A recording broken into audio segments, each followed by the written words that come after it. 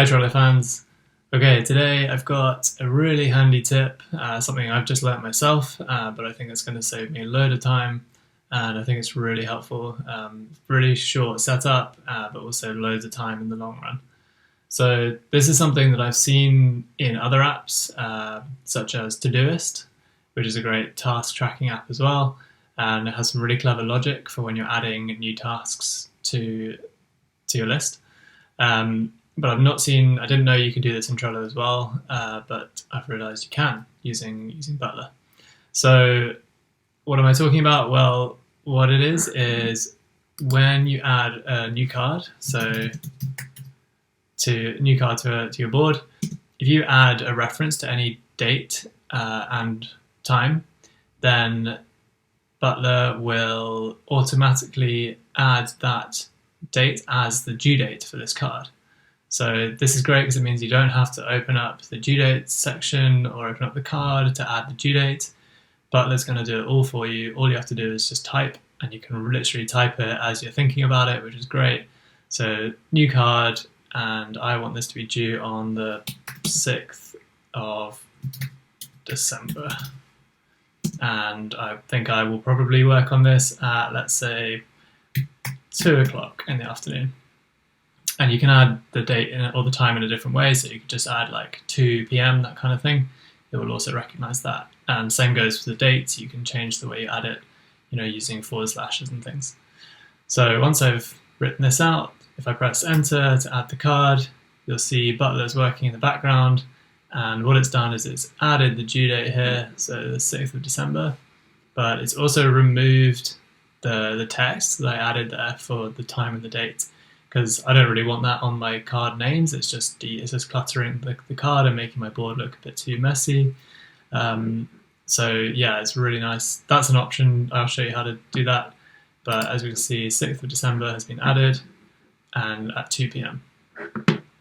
So really nice, really helpful. I'll show you how to set this up. It's really easy.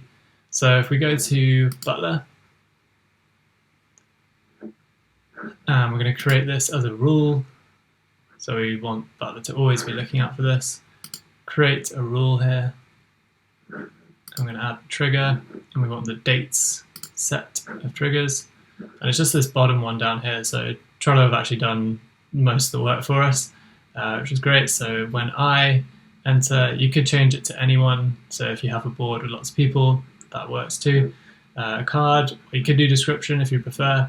I like card name because you can do that straight from the board view rather than opening up the card. Containing or starting with or ending with, up to you if you want to change that. A date, and you can edit the text here as well if you want to. And so once we've added that date, we want to set a due date. And in this case, I want to remove the match text. So that's removing the mention of the date from the card name to keep my card names nice and clean and not too long. And once you've decided, just click add, and that's it. So we've got the trigger and the action already created here. You could add another action if you want. So you could move the card to a different list, or you could add a label maybe. But for now, I'll just keep it simple. So we hit save, and then that will be added to this board and enabled. And as always, you can add this rule to another board if you want to as well. So we can just give it a quick test. So card, and then let's do the 7th of May, this will be next year. And I'll show you the other date format, so you can just do like 5 p.m. And here we go. There we go. So Butler again has removed the name of the text, but added the due date for us next year.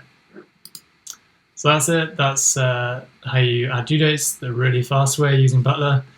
Hope you found that interesting. If you did, please give us a like, hit the thumbs up button on YouTube, and hit the subscribe button if you want to be up to date on any new videos just like this one. Hope you enjoyed that, and we'll see you next time.